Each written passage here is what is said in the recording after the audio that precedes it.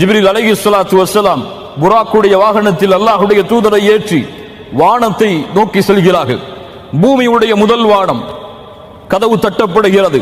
உள்ளே வந்தவுடன் யார் இவர்? மன் ஹாதா? ஹாதா ஆதம் அலைஹிஸ்ஸலாத்து வஸ்ஸலாம். இரண்டாவது வானத்திற்கு அழைத்து செல்லப்படுகிறார்கள். தட்டுகிறார்கள். இரண்டாவது வானம் திறக்கப்படுகிறது. இரண்டாவது வானத்தில் 2 மனிதர்கள் இருந்தார்கள்.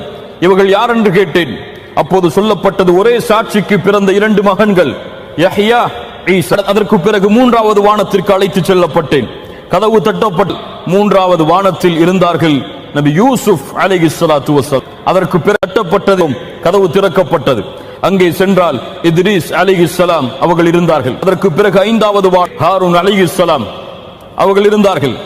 அதற்கு பிறகு 6வது வானம் மூசா அலைஹிஸ்ஸலாத்து வஸ்ஸலாம். பிறகு 7வது வானம் அல்லாஹ்வின் நண்பர் இப்ராஹிம்